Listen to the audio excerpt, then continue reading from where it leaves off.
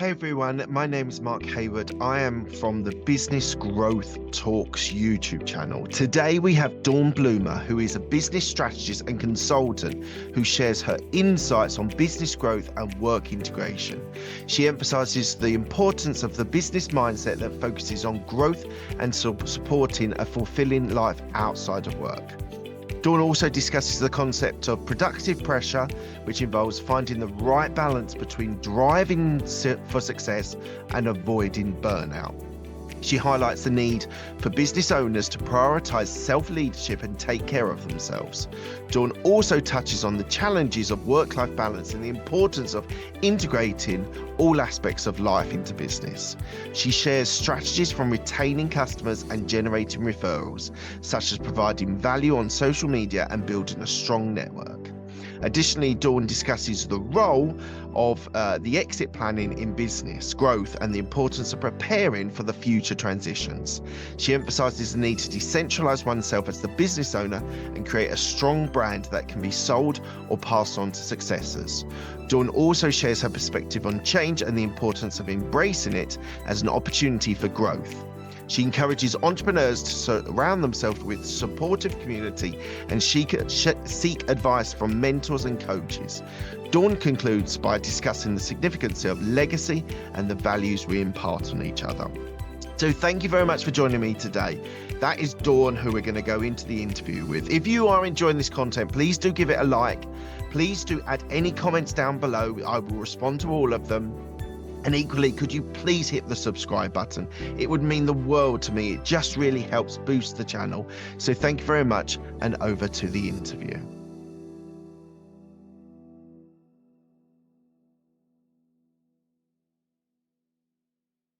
Thank you for joining me today, Dawn. Thank you. Thanks so much for having me, Mark. I'm excited to be here. We've already had a nice little chat, so I think this is going to be fun. We're going to have a lot of fun here. And so we're going to be prioritizing about business growth. So I know you were a vet before, and you just said just before we hit record that you sort of bought in and then built a business that way. But I'm really going to want to focus most of our conversation on your current business as a consultant and how you're growing that business. But as a legacy from the past show, the podcast was called Absolute Business Mindset. What does a business mindset mean to you?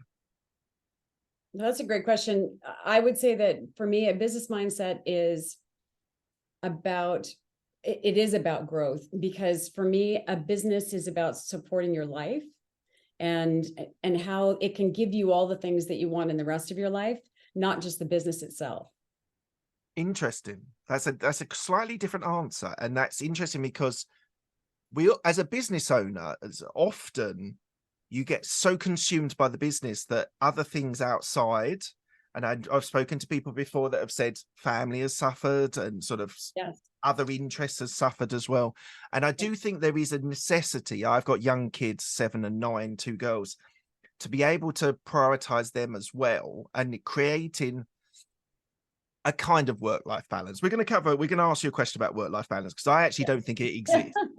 My sort of, I don't either. I think it's total BS. Yeah, okay. I think it's total BS.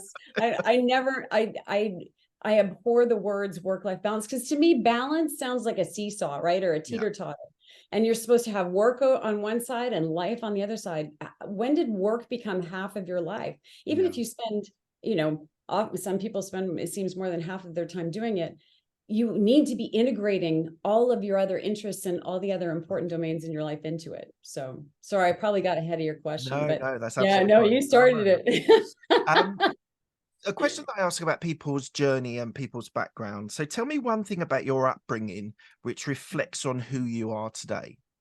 Oh, I would say that growing up, I moved around a fair bit. For a long time, we didn't live anywhere for more than a few years at a time. My dad was a banker, and every time he got a promotion, we would move. And so when I was 6, we moved to England. When I was 9, we moved back to Canada, where I'm from originally. From there, we were there for a couple of years, and then we moved to New York for 5 years, and then back to Canada. And I think that really played into the fact that I'm very adaptable. I am good at, meeting new people, and I'm not afraid of change. I actually embrace change. I kind of like it. I have a little bit of the shiny object syndrome, probably because, I moved around a lot, learned a lot of different things. I'd say on the downside, the challenge for me was longer term, staying in touch with people over the longer term. Of course, I'm of a vintage where we didn't have email and text messages, and long distance calls were expensive. And so I think that's one of those things that I never got in a good habit of doing. I never got in a good habit of writing letters. And so Right. I think that would be the flip side of that. And Yeah. that sort of seeps into business as well, I think, over time. Yeah. We're actually going to fast forward through the veterinary area because I want to focus on your current business now. But briefly, what was the driving force for the change from veterinary into becoming a consultant? Well, I had spent quite a bit of time in the latter part of my career learning more about business management, getting my MBA, and then we merged our business, grew that group of businesses that we merged with, and then sold that. And through all that, I realized that now I was really excited about business. And I had known for a while that I wanted to get into consulting. And so it was a great opportunity to make a shift. Absolutely. And one of the programs that you run, or one of the ideas you have, is productive pressure. And I love this idea because the sort of strapline after is you put enough pressure to go fast, but not too much so you avoid an injury. So tell me a Yes. little bit about that thought process, because the whole idea of burnout and sort of getting tired of your business is something real and something a lot of people suffer with. How do you create that for your clients, that productive pressure? So I dealt with burnout a lot throughout my career. Off and on, it felt like a bit of a roller coaster ride. And that's why I'm really passionate about this concept. And I think that stress gets a bit of a bad rep. I think it's easy for us to say, oh, I'm under a lot of stress, and oh, it's too much stress. But let's be real. If you didn't have any stress or any pressure in your life, you wouldn't accomplish anything. So for most high achievers, and I would lump most business owners into the high achievers bracket because we're high achievers by default. The challenge is more not so much getting you going as it is getting you to take a pause and learning that you actually need to, whatever you want to call it, put the oxygen mask on first. But at the same time, you need the pressure. So I love putting things in containers to an extent. I love the idea of, there are all sorts of tactics and tricks, but it's wrapping your mind around the fact. The first step to me is wrapping your mind around the fact that if you're going to lead other people, which you need to do as a business owner, then you need to lead yourself first. And so that means you have to be prepared, even when it's hard, to take care of yourself first. And, as a woman and a mom, I mean, this was a very difficult lesson for me to learn because I'm wired to look after everyone else first. I'm not a martyr, but I mean, it's just how I'm wired. I'm just wired to make sure everyone else is taken care of first. And I think business owners, our business is a lot like our kids, right? We're wired to take care of that before we take care of ourselves. So let's approach this work-life balance idea. So the reason why I came up with this theory was I worked in corporate for 12 years and progressed and whatever, then left, became an entrepreneur, business owner myself.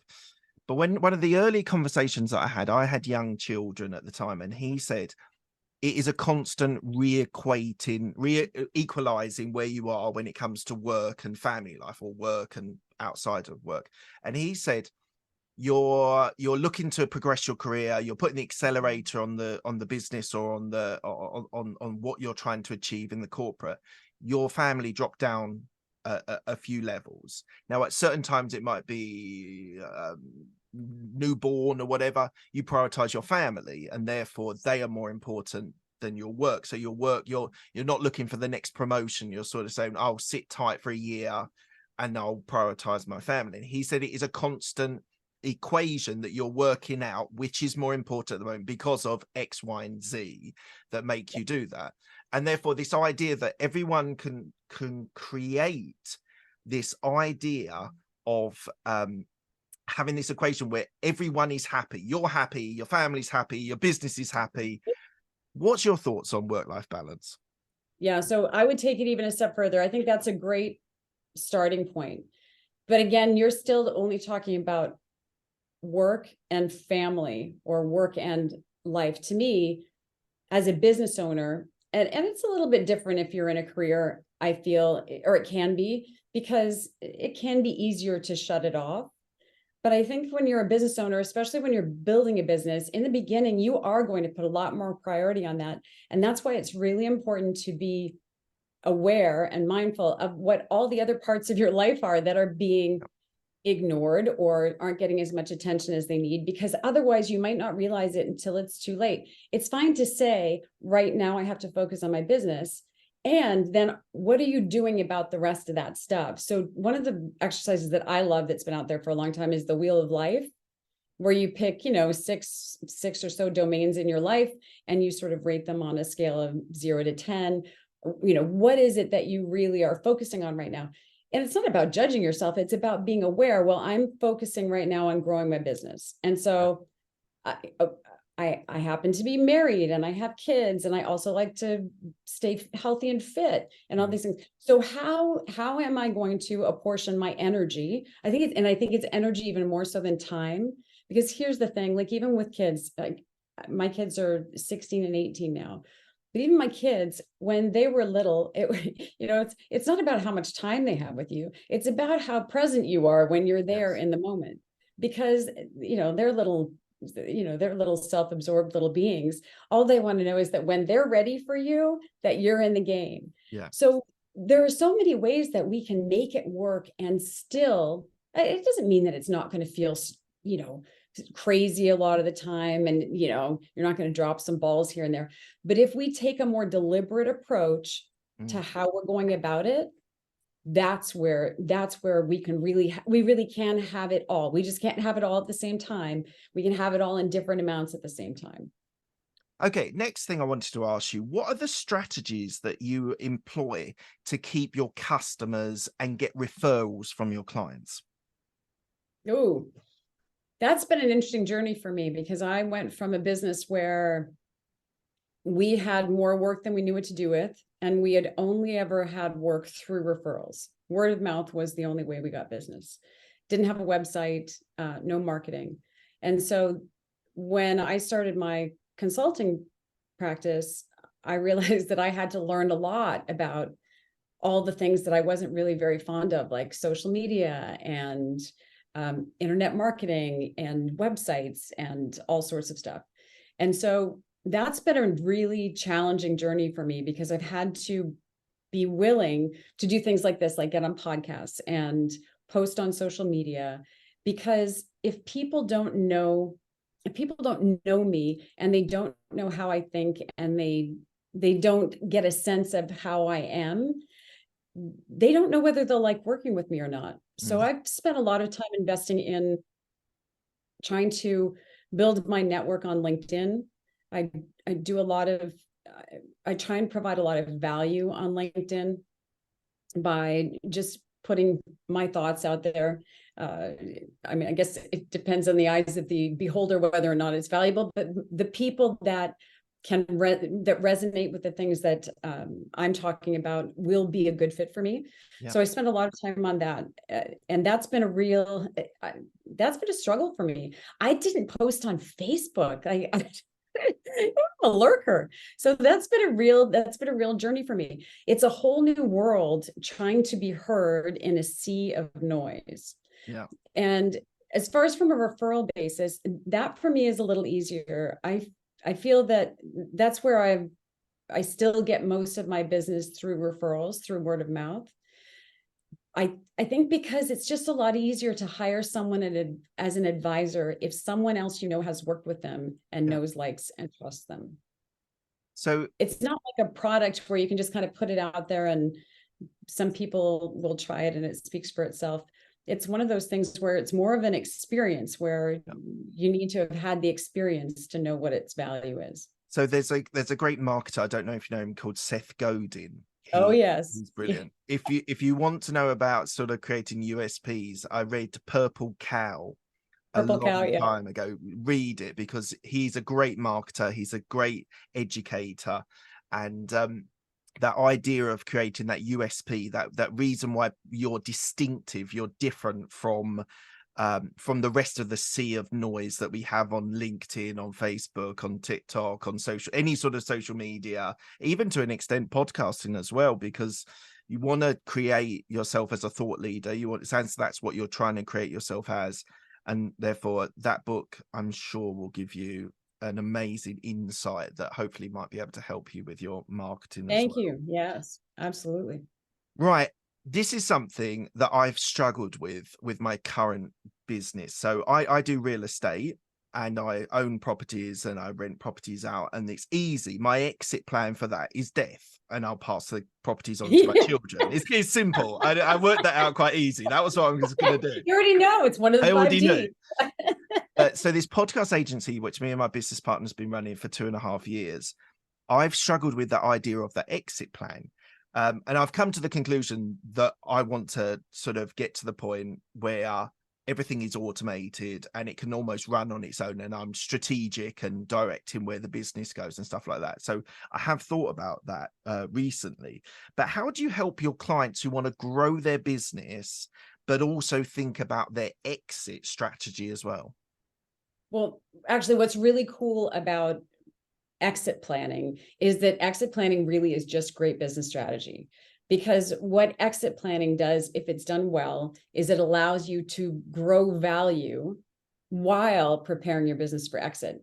And that's why the sooner you start, the better. So you talking about your podcast business, for example, one of the things that gets people at the end that wait until the very last minute to decide that they want to exit their business, and then they think it's going to be worth X amount of dollars, and it turns out it's really just worth the stuff they have, is that they are the center of the business. So to your point, you're already thinking about all the right things. It's that idea of decentralizing yourself and as the business owner, and removing yourself from being the most important, most responsible, most reliable person in the room, surrounding yourself with a team of great people, putting in place systems and processes, making sure that everybody's talking the same language. And I think what happens sometimes is that there are a couple different pieces of it. You can have a succession plan where you're planning to pass it along to someone else, and that's one level of preparation. But an even better level of preparation for a business like yours is the idea of creating this great brand. And then the brand is what you're selling. That is a much more valuable, if done well, can be a much more valuable proposition than just, well, I'm going to sell it to my successor, or I'm going to pass it along to, someone in my organization, or so on. So there are different paths to an exit, and you're already thinking about it. I think where you're ahead of the game, I wish that everybody who was starting a business was already thinking about the fact that at some point they're going to exit it, whether they want to or not, right? I mean, you joked about death. That was your exit plan. But there really are, there are a bunch of things that could force you out of your business, like disability, divorce, like all sorts of things that can happen. So pretending that you're not going to leave your business at some point. Plus, the other thing is, a lot of people who start up businesses are serial entrepreneurs, right? They want to get on to the next thing. Like, oh, well, I'm going to grow this and then I want to move it. So the beauty about exit planning is the things that you do to prepare for an exit are just really good for your business, and they make your business more fun to run, because it does remove you from the center of the business, so you can be working on a much higher level, which is where you should have been anyway, because you own the business. You're supposed to be strategic and holistic, 30,000-foot view, but often we're so wrapped up in doing the day-to-day nitty-gritty stuff, we're not doing that anymore. So by mitigating risk and by looking at ways that you can grow, do you need to add more product lines or more service offerings? Do you want to acquire other businesses and grow that way?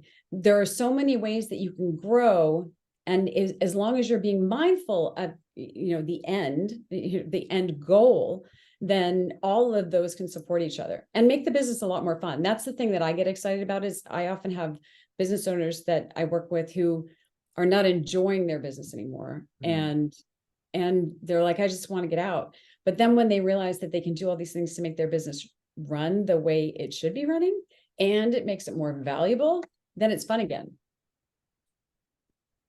Why do entrepreneurs, business owners create themselves as a bottleneck? Whether they're part of the sales team, whether they're part of the marketing, whether they're operations, something that a lot of smaller businesses anyway Yep. struggle with, that they are the bottleneck because they think they're the best people to do that. When you see that with your clients, or when you're working with people and you see that happening, how do you sort of help educate the entrepreneur, the business owner, about that they are actually stopping their business being able to grow? Interestingly, that is often the biggest challenge, is changing that mindset and reframing that. And you sort of touched on it. Partly it's ego. As Yeah. as business owners, especially if we started the thing, like we're the founder, Mm, we have that whole founder's mindset. I mean, we're the only one that really understands our vision. mm. We're the only one who really gets it. Well, whose fault is that? If that's really the case, then whose fault is that? That's your fault, because you haven't communicated it to the rest of your team. And and the thing is that most business owners are smart people. And once they realize that a lot of times they don't even realize they're the bottleneck. Mm. They don't get it until you sort of demonstrate it for them. And often it's also fear. It's fear. Well, I mean, what if I'm not the most important person in the room? Like, what if the business doesn't really need me? And getting past that idea that the business is not your identity. You have a role in the business, but you don't want the business to be your whole identity, right? Because there should be a lot more parts to you that are important. Like for you, you've got your kids, your family, and you have all these other things that you do. They're just different hats that we wear. And if we can get in the habit of trying on different hats and different roles, then we can start to separate. I'm getting really woo-woo now, but we can start to separate our identity from our role. And that's when the magic happens. So what you're saying, it's making me think of Richard Branson, and he is the art of delegating to other people. And Yes. He's he has, brilliant, I right? don't know how many He's businesses, it's like brilliant. 100 of them that he's got in the Virgin brand. But he Yes. says he surrounds himself with the best people that are more The intelligent than best people, him. smarter than you. Yeah, Yes, exactly. And that's really the key. The thing is, you can't have so much ego that you're not prepared to yeah. surround yourself with people who are way smarter than you. You It's want, ego. you You want have to drop that it's ego, ego. don't you? You got to drop the ego. No ego, amigo. The ego's got to go, Yeah, because it is the thing. Because if you can't believe that other people can do things as well or better than you, even if they do it differently, this is the thing. I struggled a long time because I think most of us as business owners are control freaks. I yeah. struggled for a long time with delegation. And then I realized that the reason why I failed at delegation was I wanted to tell people what I wanted them to do, how I wanted them to do it, and when I wanted it done.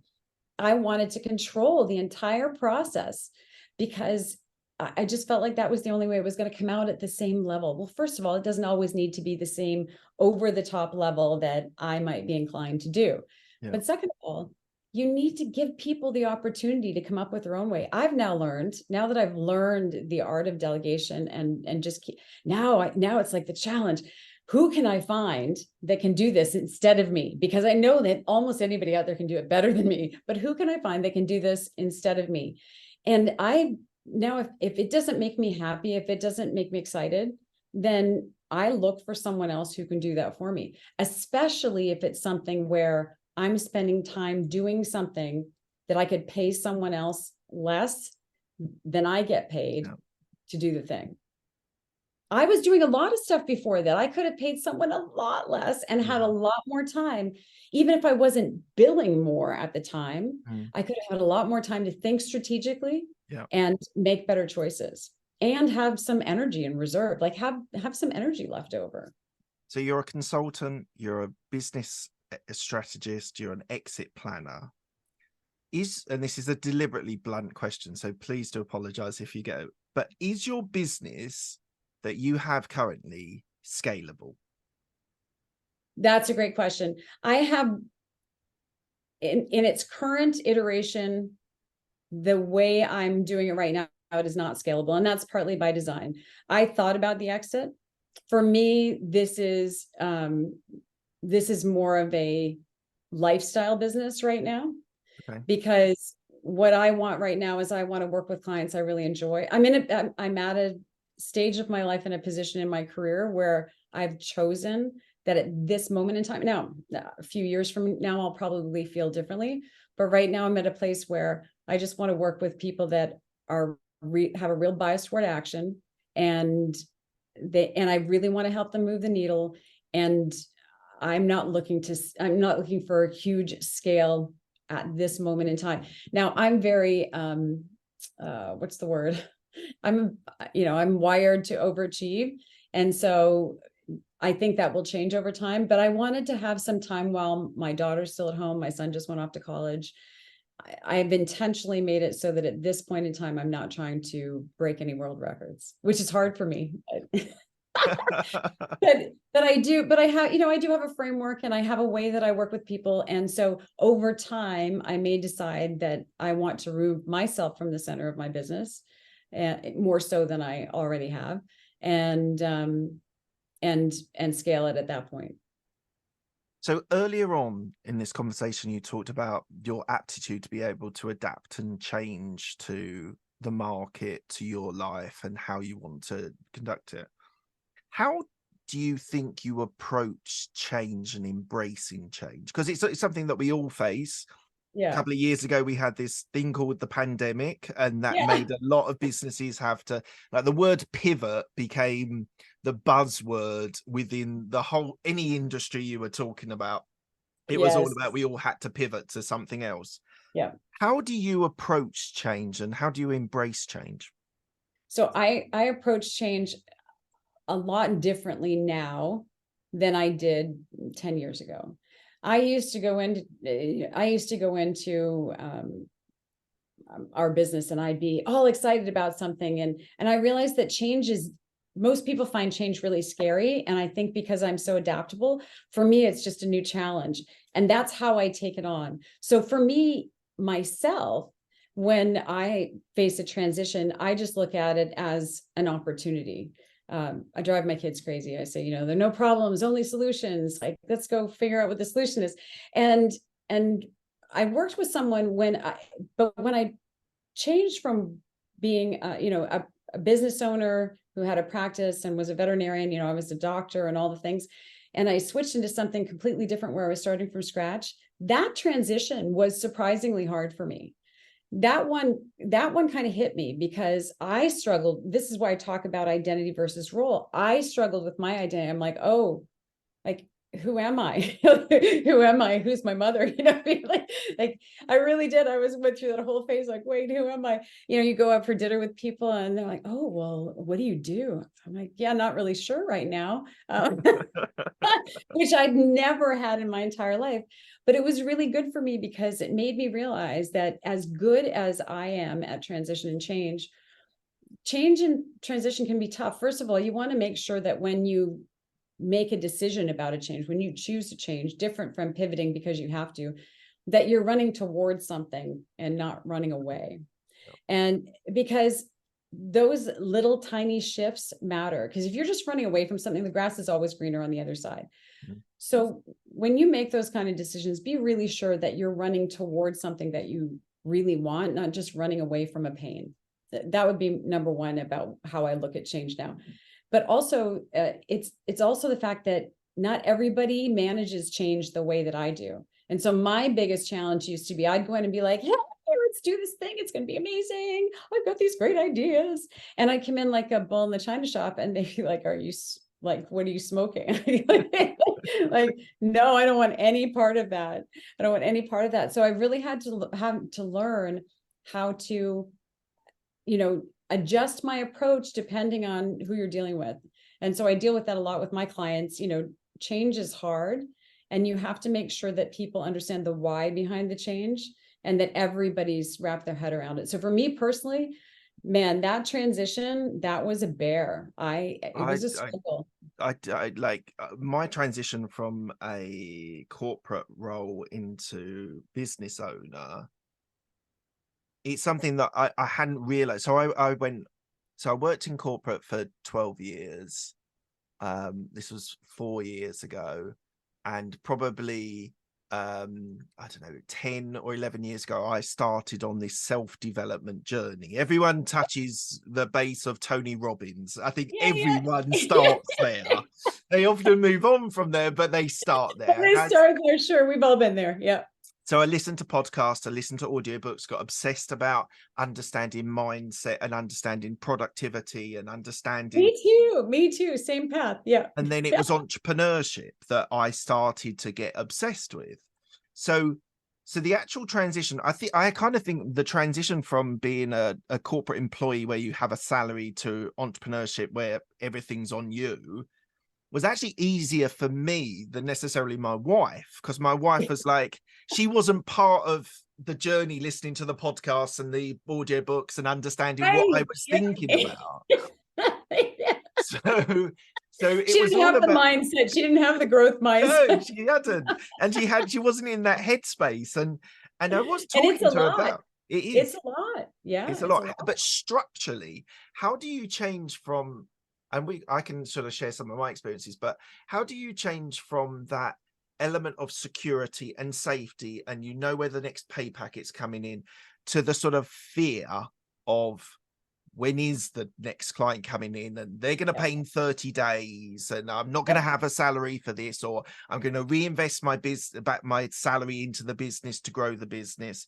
How did you deal with that fear factor of you're not necessarily knowing where the next pay packet's coming in? That's a really great point. And that's something that I had to work on a lot, was again the mindset of coming from a place of abundance rather than scarcity. So really, a lot of what we think affects how we behave. It affects how we feel. Like it's just physiology, right? Mm. So I have gotten very good at focusing on what I'm telling myself, what I write down, and really framing it for my brain that this is what's going to happen.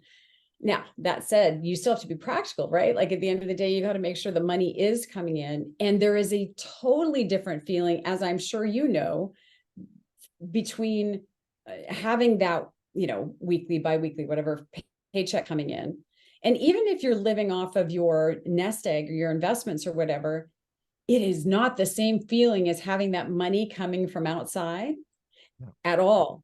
And that's one of the things that, I talk to people about even when they're exiting their business, because even when you sell your business, having sold my business, and you get like a chunk of money, it still is not the same as having that money flowing in all the time and feeling like you've got, you don't have to worry about it, other than as long as you do the thing, it's going to show up. So I would say that I don't know what it was like for you, but for me, that is where all that growth mindset and the mindset work is what kept me afloat. Because otherwise, I think I probably would have crawled under a rock and maybe just gone back and gotten a job. Yeah, Yeah. because I could have gone and gotten a corporate job and done the thing. And in a lot of ways, it might have been a lot easier. 100% easier, probably not as much fun. Not I like, nearly as much fun, not nearly as much fun. And I joke, but it would have been easier. yeah, But I think that most of us who get into this sort of a journey, we don't do it because it's easy, right? no. We do it because it's a challenge and it's interesting, and we get to have influence over the outcome. We get to have a say. Mm. So, but that is not for nothing. I still spend time on my mindset all the time. Like I loved that you said it's really interesting, that journey, isn't it? Of the, sort of mindset stuff and the productivity, it all really goes hand in hand. And what's interesting is I think people like us who have spent a lot of time in that space and we're constantly, I don't know about you, but I'm constantly consuming more and more of that stuff because it always ups my game. Mm. We don't realize that not everybody's doing that. To your point about No. your wife, right? Like it's hard because you're not necessarily bringing other people along on the journey. So you're in this place where you're like, yeah, this is good. I've got this. Don't worry about it. And they're like, you're a crazy person. Yeah. What do you mean? got this. It's, Like, it's a very you got similar this. Like, there's conversation. nothing going on. Like, you have no money coming in. You have no, like, what do you mean you've got this? So you're just like, oh yeah, I got this. Totally got this. I It's gonna know be great. the It's gonna number be of great. time I've sort of said it's fine, it'll be fine. Like this is here, this is happening, this is going to happen, it's all going to Yeah. be fine. It just takes time. Yeah. Yeah, Yeah. exactly. Patience is what you need, and Patience. it's Yeah. a very. I'm glad I've connected with you on that, because that's been a big trigger for me, because it's just like, I know it's going to work. I know it is working. I know where the money's coming in, what we need to do, what we need to do. But Yeah. for her, it was like, but that was my security. Yes. That was, and the other thing that, well, pandemic, I was a little bit, but working from home and being around all the time, Oh, that was yes. a readjustment for my wife as well. Oh, Now we yeah. love it. Now we love the fact that we're around for our kids, both around for our kids. We love the Yes. fact that we have lunch together every day. Yeah. Yeah. And But but in at the the beginning, it's start, really weird, right? yeah, Like, I was never home. I was never home. Like, I'd leave in the dark. I'd come home in the yeah, dark a me lot of the too. time, Me six, too. 7 days a week. Like, and then all of a sudden, and we have a smaller home because we have more outdoor space, Right. and it was really an adjustment, it was really just, and at first my husband was like, oh, it'd be great to have you around. And then he's like, I have a routine, Yeah, yeah, I yeah. have a routine, this is my routine. You need to figure this out. I know. But I think It's a that, really to your point, though, the other thing is, this idea of us connecting on this mm, is that entrepreneurship, it can be a very lonely journey, because there's a lot of this feeling that you have to fake it until you make it. And so there's a lot of this idea that you're sort of putting yourself out there and pretending like things are going great, when inside you're like, oh.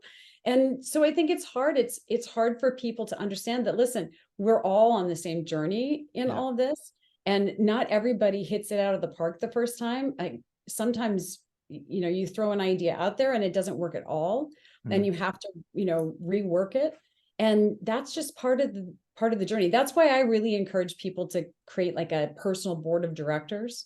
right. So, you know, people love to help other people. They really do, especially people who've been really successful. So if you can surround yourself with 5 or so people Mm, who are willing to, like, you can take them out for a coffee once a month, or you can mm, call them on the phone once in a while and just get their perspective, and preferably people who are doing things either that are at a much higher level that you want to do, or they're doing something completely different.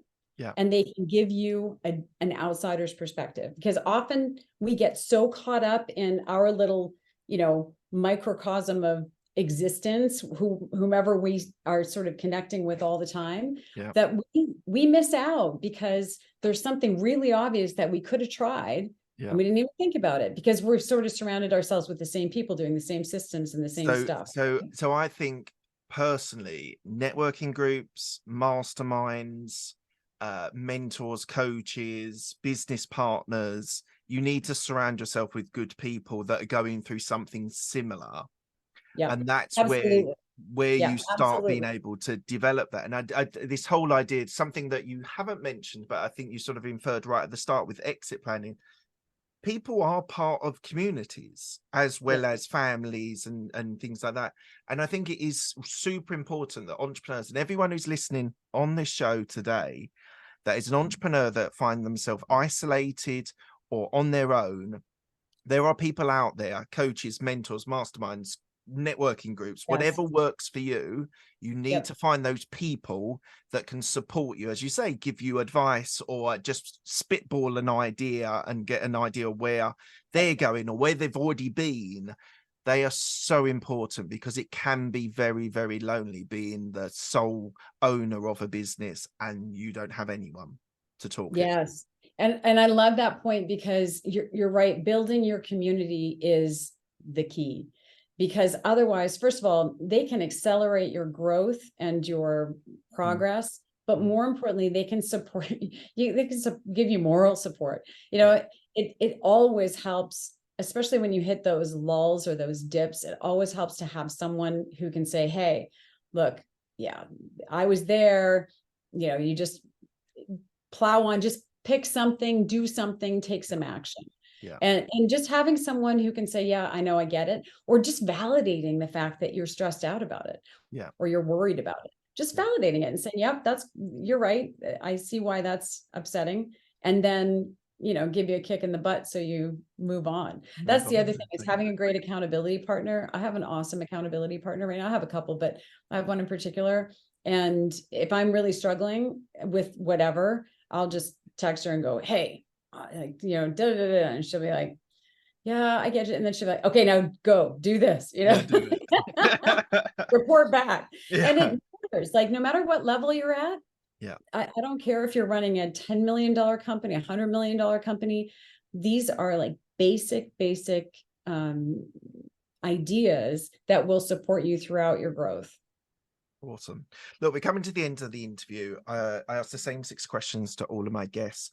The first question that I want to ask you is, what's the best decision that you've made? Best decision I've made. Oh, ever? Like Ever?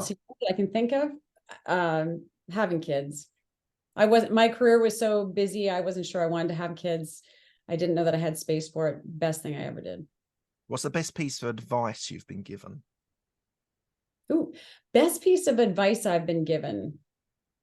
Oh, that's hard. I've been given a lot of good advice, but I would say that it comes to mind right now is the idea of thinking time, setting aside an hour a week to just think about possibilities, not try to solve problems, but just be in a possibility mindset and think of all the possibilities. That's probably the best piece of advice I've gotten. Amazing. Who's helped you most in your career? Wow. I would say my dad. My dad has always been supportive of whatever I decided to do, but he's also always been very straightforward about, like what makes a good business, what doesn't. And, I often hear his voice in my head, or I'll call him, go, hey, what about this? And I'll be like, yeah, no, that's a really bad idea. We have conversations about my current business model all the time, because he's like, yeah, that's not a good business. Not scalable. Yeah. Well, that's why I asked you the question about scalability. I know, that's why it's funny, right? That's why it's funny. Tell me about a regret that you have. I regret not realizing sooner that I had choices. And it sounds kind of dumb.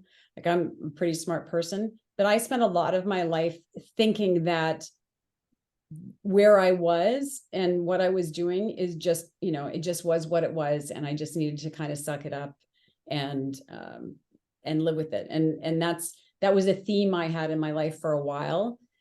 When I started to learn that, I could make, it sounds silly, but that I could make choices. Some of them might suck, like they might be awful, but that I always have a choice. Just realizing that I had that agency changed my life. What are you most proud of? And you can't say your kids. You've already answered the kids before. I already used the kids. I'm most proud of. I'd say I'm most proud of the fact that I have now learned how to, I haven't mastered it entirely. It's a constant work in progress, but I've learned how to live a more full life.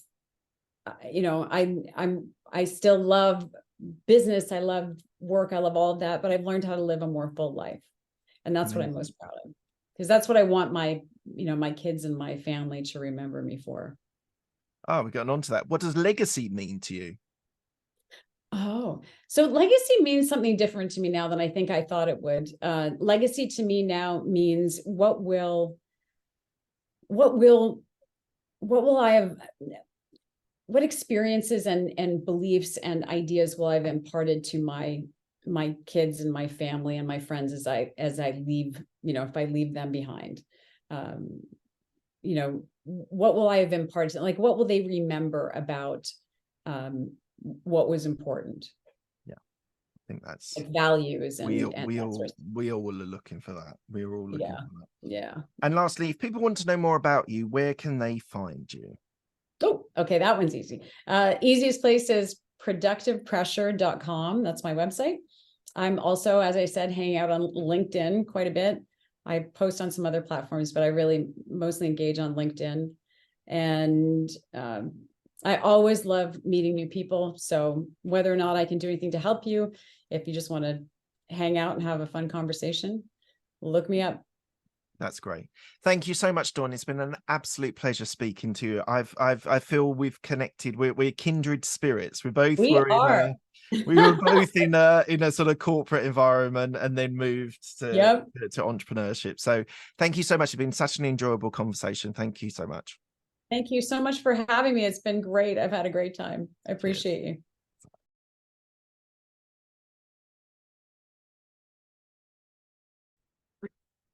What an interesting interview I had with Dawn. I really feel like we're kindred spirits here. She talked about being a vet for a number of years, being in a business, an established business, growing that, acquiring in a business, and then, which I did in a corporate environment, and then leaving and becoming an entrepreneur.